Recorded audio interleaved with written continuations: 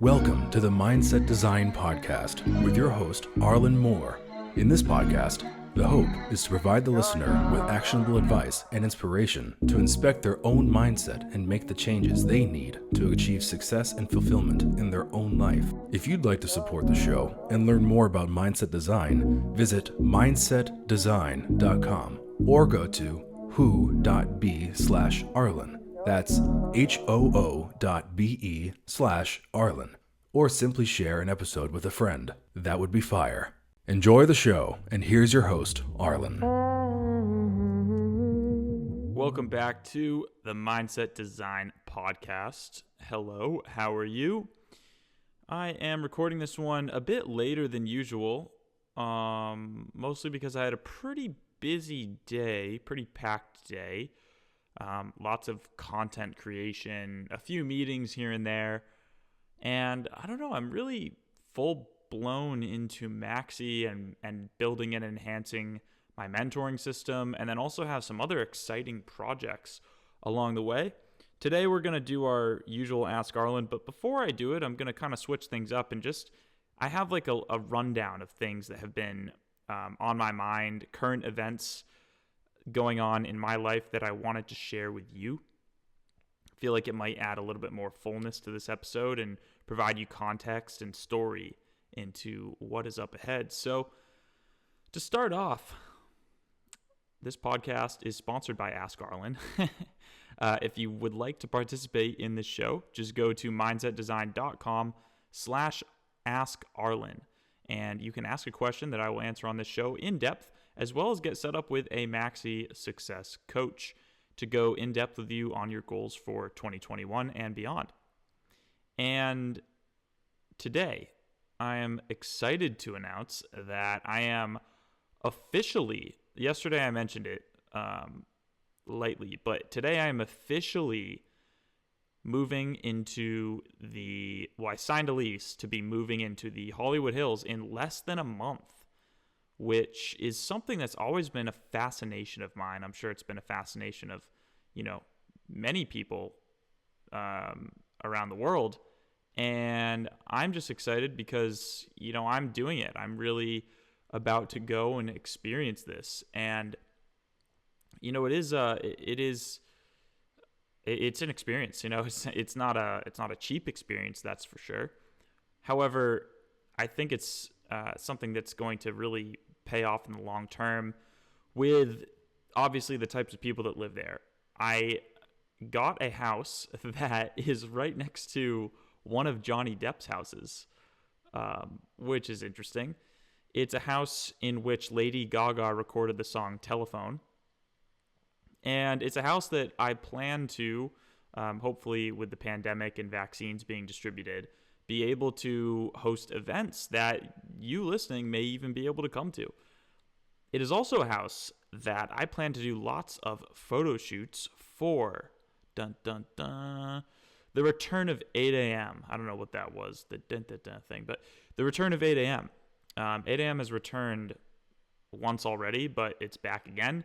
And I'm already planning the first design cycle and have been on the phone with distributors to really up the quality and use this house as a method, a way to, shoot content and just be creative. And while Maxi is kind of my mission, my purpose, my everything, 8 a.m. is absolutely a creative outlet where having artistic parents as a background and having, videography and art and painting and design and drawing and all of that in my blood and a part of who I am today, 8 a.m. is like a huge outlet for that. So I'm just really excited to bring everything together and move forward with this into the Hollywood Hills. It's kind of crazy. It actually is. So, I guess before I go on, I really want to say thank you for supporting me and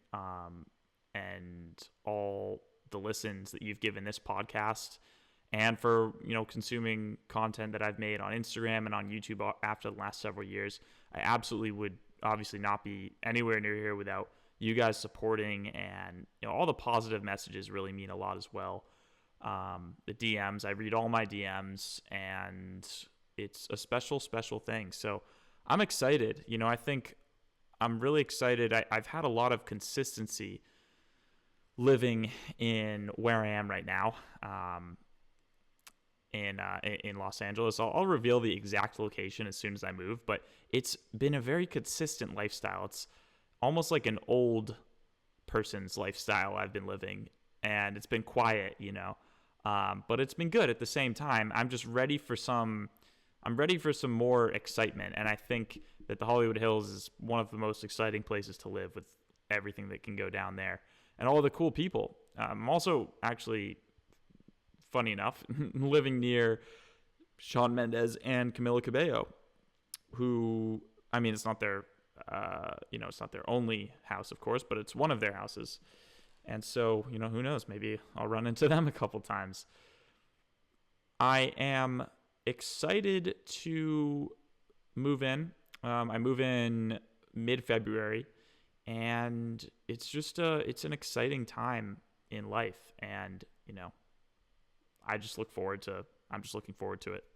I think even just talking about it right now to you guys has made me more excited than I even was before, because it obviously means a lot of cool content and videos and stuff that I can create, and it's special. It's very special. So those are the first 2 points.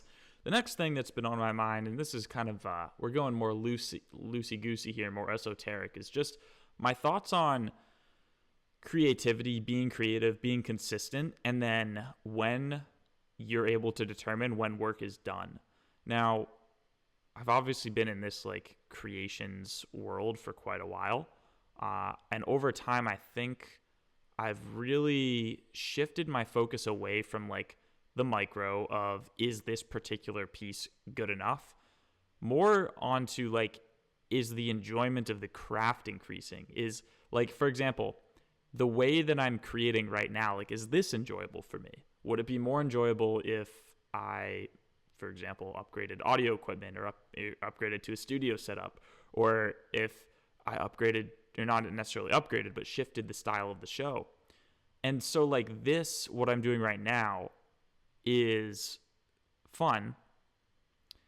And I haven't really thought as much lately about like the end quality of the product. In fact, oftentimes I don't even edit these episodes, but I just wanted to talk a bit about that because I think a lot of people could get stifled when they're creating art or content or whatever it might be by perfectionism. And so my thoughts on perfectionism are, I mean, I would kind of consider myself a perfectionist in many ways, yet I'm still able to put out a piece of content at least, actually probably at least 5 to 6 pieces of content every single day. I mean, the podcast is obviously the longest one, but there's also everything I put out on Instagram, and now I'm doing some TikToks here and there. And in addition to that, I'm doing live calls for my mentoring group. So one thing I will say about perfectionism and, overcoming perfectionism is I think that when, at least what I've found, because I don't seem to struggle with it that much, like the procrastination side of perfectionism, I found that when you're doing your strength, like when you're honing a skill, like as of right now, the skill I'm honing is really storytelling and being an orator, a speaker in a sense. When you hone that skill and you just sharpen that sword, I care so much less about the end product because I'm more concerned with the practice and just the doing of it. And I know that the doing will sharpen the sword. So it's less about, what people think of this podcast as an end result, but more about, am I really enjoying doing this? And it was the same way with YouTube when I was really full on into making videos. It was all about, am I enjoying making this video? Would I enjoy to watch this end result? And if I can enjoy it, then I know that other people would enjoy it. That's been just something that has been loosely on my mind. I actually heard it in a podcast I was listening to, and they were talking about creativity, and I felt like I could have kind of been in that room and added my 2 cents on it. Now, another quote that has been on my mind is, if it requires inspiration for you to do something, then don't do it. Now, I think that's a great quote, but I think that it's almost reversing. It's almost like a reversal of how I at least understand inspiration. Like, to me, inspiration comes as a result of this consistent practice. So when you're honing a skill, right? Like, again, right now I'm honing the skill of public speaking, podcasting, right? When I do this over and over and over again, even if it's not my best work every single time, I'm honing the skill, and inspiration will come through as the skill progresses. So I guess my point is, like, with that previous quote I mentioned, if something requires inspiration, don't do it. Well, I wasn't necessarily completely inspired to do this podcast today. I was kind of like, all right, well, it's 8 p.m. here. Actually, what time is it? It's actually 8:11 p.m. now. I haven't recorded today. I know I want to record every day. So, well, where's the wave of inspiration? It doesn't necessarily mean I shouldn't record the podcast. Hold on a second. Am I even, look at me right now. I'm literally like hacking through this as I explain it. If it requires inspiration to do it. Yeah. So look, I guess what I'm saying is that quote is great. Why? Because this podcast didn't require inspiration. I just kind of, I mean, I knew I had to do it, and I was like, okay, well, I kind of want to do it anyway. So here we are, and I'm doing it.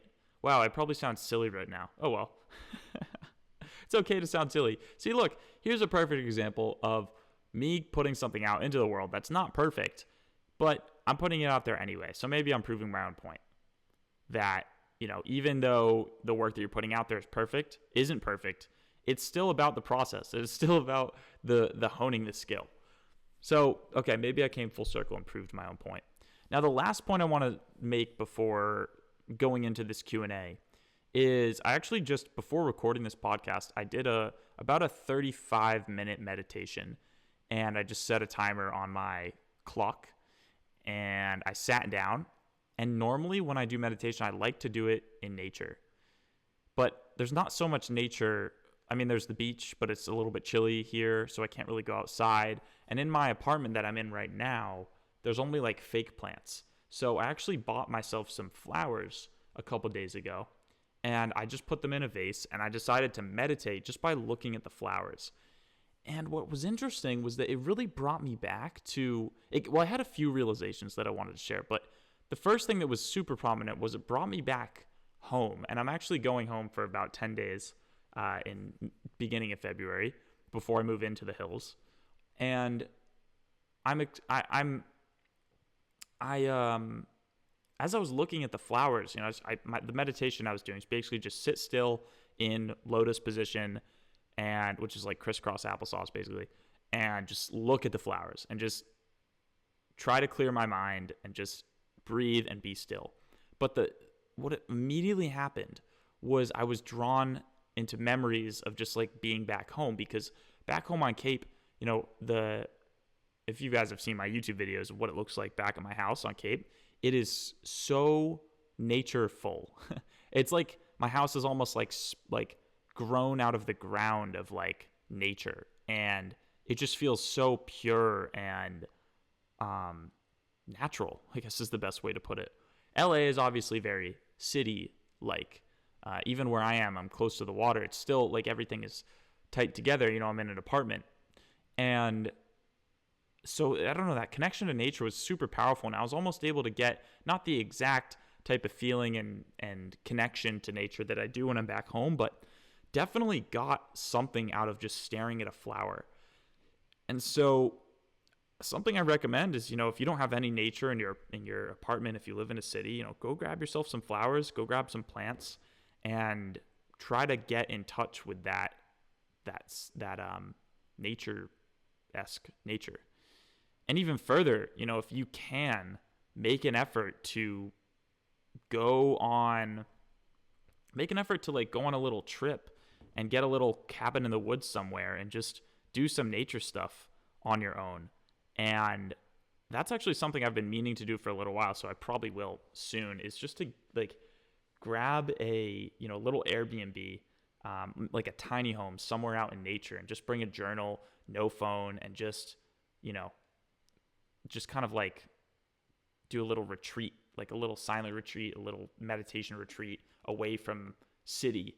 So Anyway, going back to that's kind of like what all came full circle to me with looking at this flower for like 35 minutes. And the other thing that hit me was there's just this one quote that kind of stuck out, and it's actually a rose that I'm looking at. And I said to myself, or at least words spawned in my mind that said, "A rose is a rose, so just be yourself." A rose is a rose, so just be yourself. Those were the words that kind of came to me. And I guess what that means is like when you look at a plant, when you look at a tree, when you look at a rose, it is so obviously comfortable in the fact that it is exactly what it is. It's a rose. It's a flower. It can't be anything else. It doesn't try to be anything else. It just is what it is. So why as humans do we try to be other things than what we are? And so it was just kind of inspiring to me, that sounds so corny, but like it was just kind of inspiring to me just to like look at this rose and kind of almost learn something from a plant. It's pretty cool. Really pretty cool. So I hope that was somewhat inspiring or helpful to you. Now, I want to go into today's questions. And the first question comes in from Arzu. All right, Arzu, I like your name. Arzu asks, my question is how to find out what your passion is or what your purpose is in life. I graduated last year and directly went into university to study something I have no interest in, like many. I do not know why I want. I do not know what I want, and do not know how to find out. I get really anxious thinking about the future, and I don't want to think that way. I want to be excited about the future. All right, Arzu, I like your attitude, and I like that you're here trying to improve yourself. Here is my advice for anyone listening who feels like they don't know what their purpose is. Stop telling yourself that you don't know what your purpose is. The narrative of you continuously going around in your head about how you don't know what to do with your life is perpetuating the reality of you not knowing what to do with your life. When you type out questions and think in your mind daily saying, I don't know what to do with my life. This is making me so anxious about the future. Well, then you're manifesting more of not knowing what to do with your life and being anxious about the future. So instead, just tell yourself a different story. Tell yourself, I am becoming increasingly clear day by day about what my life purpose is. Each day I am learning something new about what I'm meant to do and who I'm meant to become on this planet in this lifetime. Each day I'm becoming more excited about who I'm becoming, what my goals are, and I'm experiencing more and more clarity about the future. If you start to tell yourself this, it's immediately true and you can look for evidence. It is true. I mean, you say each day I'm becoming more and more clear. You know, you're not 100% clear right now, but each day you're becoming more and more clear and you've shifted the narrative and the direction of your life. So it's a little wordplay that I like to talk about from time to time that Arzu, I hope helps you. And I hope that you apply that. You know, one thing you can do is just write that on a note card and put it in your pocket. And then every time you touch it, you'll think about it. It'll send a message to your brain that starts to rewire your brain to start to notice how each day you are becoming more in tune with what you're meant to be doing. It's pretty awesome. It's a pretty awesome thing. All right, next question comes in from Drew. And Drew asks, what is the best way to start off branding and marketing yourself on both YouTube and Instagram? Well, Drew, I think the best way to start branding yourself depends on the story you're trying to tell and the belief system you're really trying to put out there. So, you know, one thing I think is worth doing for like a morning at a coffee shop is really sitting down and knocking out the questions and answers to these questions. Like, what do I believe is wrong with the world, and what do I believe is my purpose here and how to fix it? You know, for me, a lot of what I wanted to do was to really, on YouTube at least, was to create videos that entertain, enlighten, and inspire people to become better versions of themselves and add value to the world. That was kind of my mission with my videos. And that was kind of the central thing for everything that I did. And so when you have that core, and yours might be slightly similar, it might be very different, it might be completely different. When you have that base for you, it is a lot easier to kind of come up with content and to be inspired to create content. So, I think every amazing company starts, and every amazing brand starts with a strong belief, a strong direction they're trying to take, their audience and trying to take the world. So when you start with that, that is absolutely key and absolutely crucial. And from there, it really just comes down to committing to creating content on a daily basis. It doesn't matter how good it is. It doesn't matter, how it compares to whatever your friends are doing or someone else you see. What matters is that you enjoy the process of creating and building the brand yourself. I was even talking about this at the beginning of the podcast, where it's like you should absolutely be enjoying every moment of the creation process. And if you do, then it's a lot easier to get more involved in branding, marketing, and I guess like getting obsessed with it too. If you really enjoy branding and marketing, you can start to read books on it. You can start to invest in programs or mentors that teach you more about it. You can, watch free YouTube videos online about personal branding. That's something that I've done a lot of. And so, through falling in love with the process, through having a mission that is centered around making the world a better place, I think the content starts to make itself a lot more, quite literally too. I mean, you get like waves of inspiration when your content starts from a good belief system, a good intention.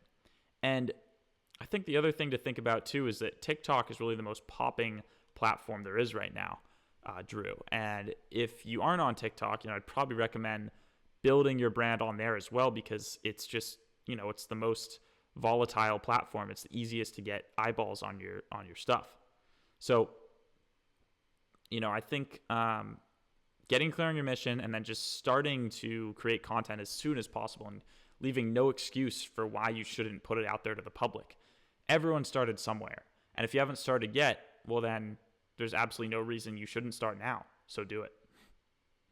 All right, next question comes from Jake. Jake asks, that's not from Jake. Next question comes from David, who asks, "Hey Arlin, I'm 20 years old with no ambitious and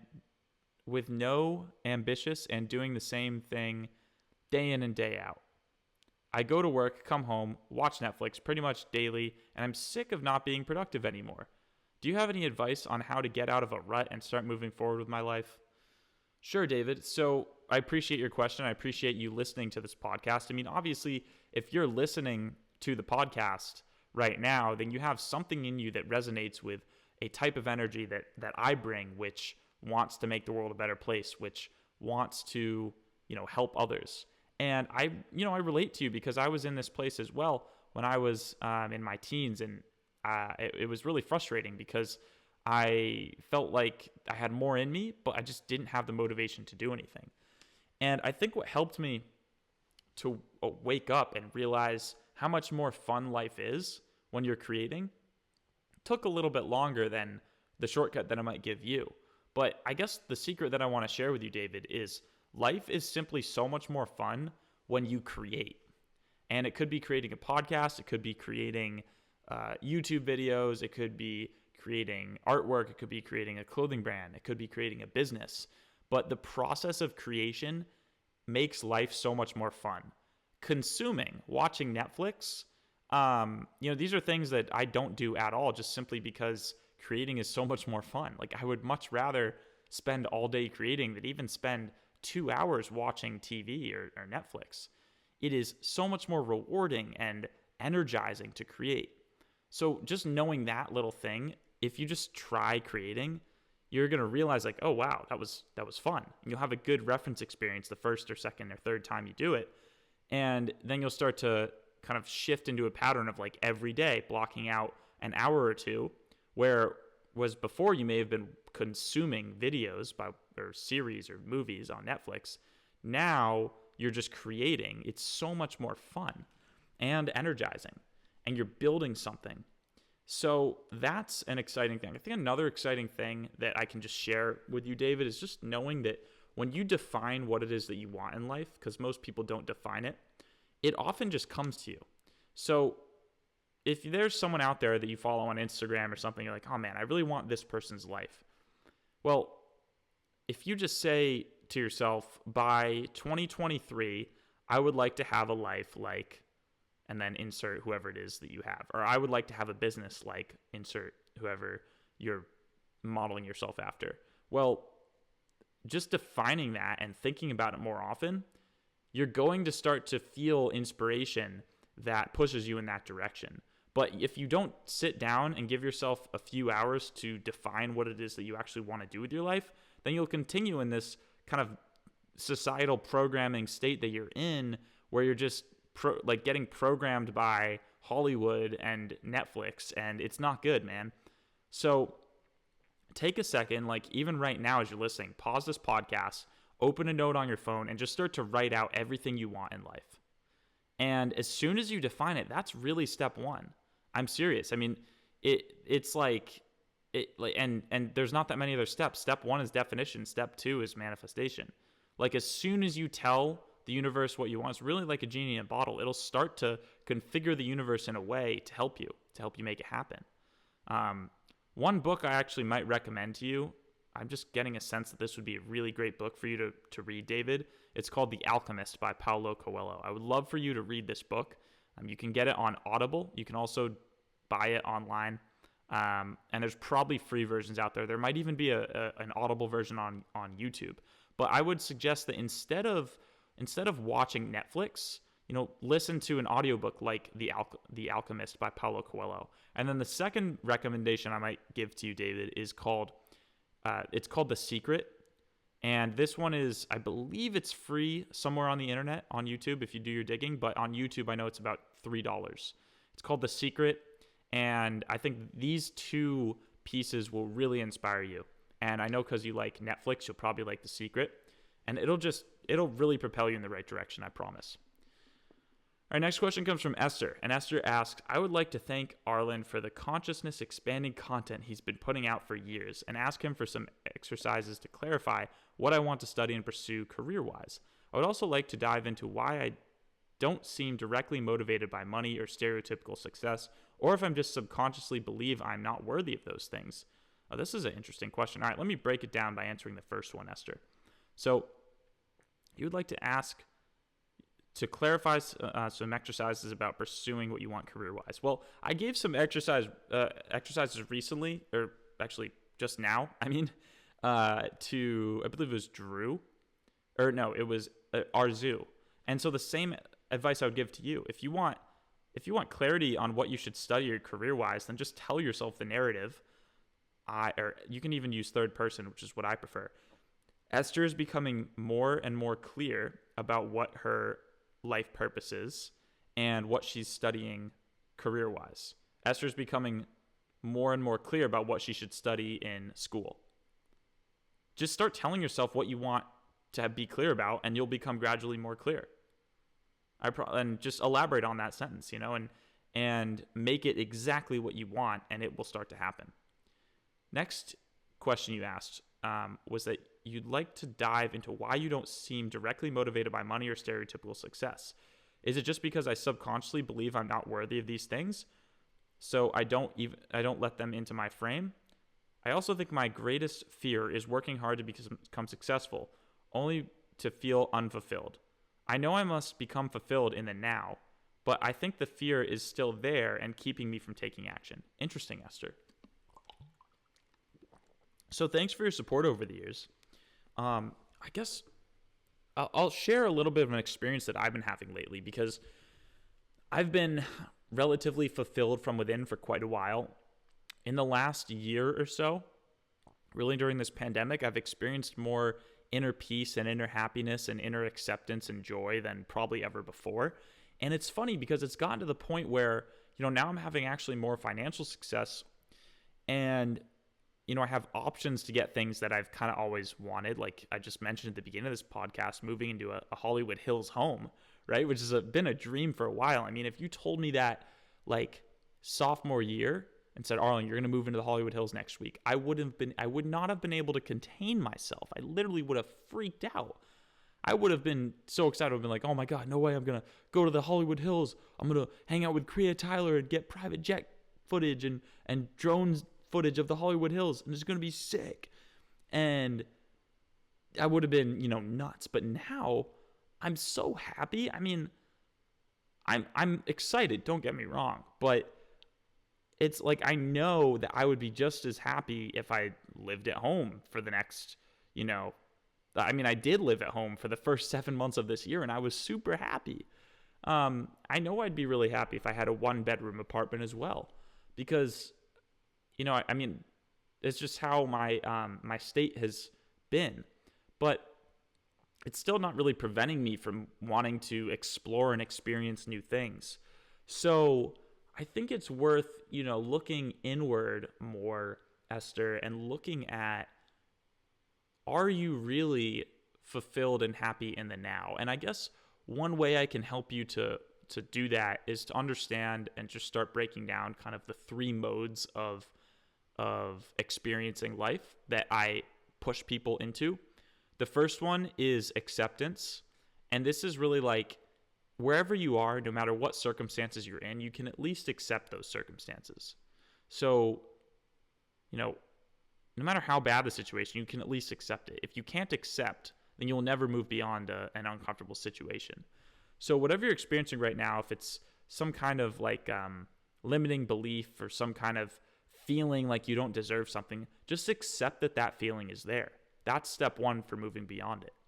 Then once you can accept it, you can start doing things that maybe move you in the direction of more material gain or material success, or even just the enjoyment of a craft or creation process like I was talking about earlier. And you then feel joy from within and put the joy into the work that you do. So for example, this podcast doesn't make me happy. I'm happy internally, and therefore I put my joy into the podcast. There's a quote that says, amateurs do what they love. Professionals love what they do. Let that sink in for a second. Amateurs do what they love. Professionals love what they do. So me, I'm already a source of love in a way, right? Like I'm already a source of joy. I'm already happy. I don't need anything to fulfill me. And so I take the doing and I just put everything that I have into the doing. And I put my happiness into the process. I put my inspirational tones into the process, my, whatever. And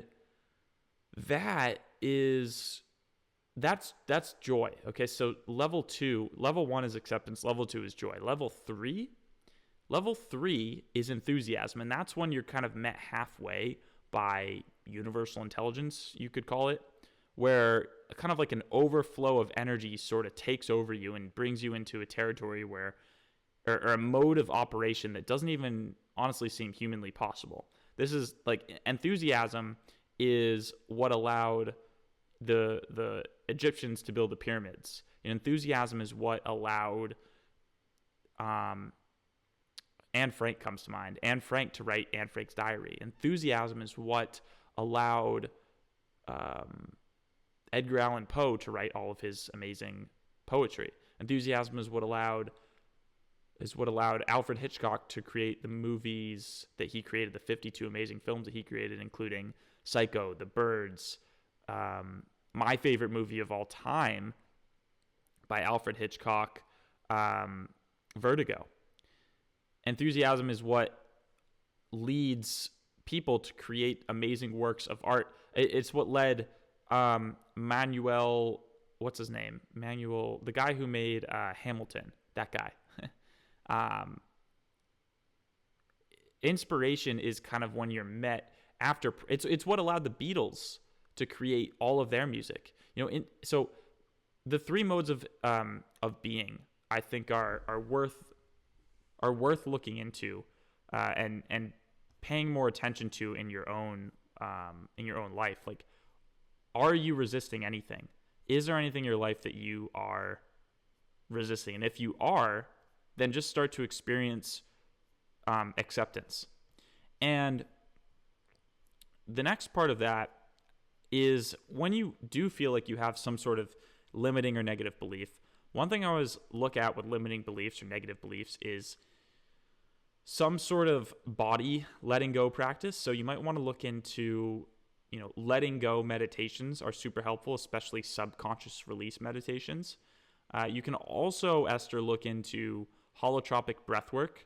I'm not sure if you're into yoga or qigong, but these can be ways of kind of removing negative energy from your body or from your mind in any particular way. And yeah, I think pretty much I feel like I've covered quite a bit, but this was a really thorough question. I appreciate it. Let me just make sure I captured all of it. So you said, I also think my greatest fear is working hard to become successful only to feel unfulfilled. Yeah, so I mean, when you get to points of success, it doesn't really matter. Like, if you're unfulfilled now, you're not going to be fulfilled then.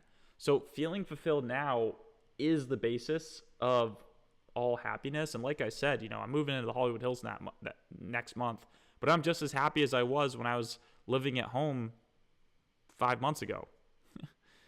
And I'm excited to go home for even 10 days. And so my point is, material world, wealth and such is nice, but it doesn't really provide you that internal happiness. That is generated from within. Okay, next question comes from Yarik. Yarik asks, how to figure out what I want to do with my life? Oh, what a convenient question, because we already answered this one. So, Yurik, if you skipped forward, I already answered this exact question for our zoo, which was later in the podcast. All right, well, that's really it for today's show. We had that 37 minutes blew by. That was amazing. Wow, that was weird. I think maybe inspiration might have taken over on that one. Met some universal intelligence along the way. All right, well, I hope you enjoyed this episode of the Mindset Design Podcast. If you'd like to participate, please go to mindsetdesign.com/askarlin to ask your question, and I'll answer it as in-depth as I can on this show. And I hope you have an amazing rest of your day. So much fun stuff coming ahead. And that's it. All right. Bye-bye.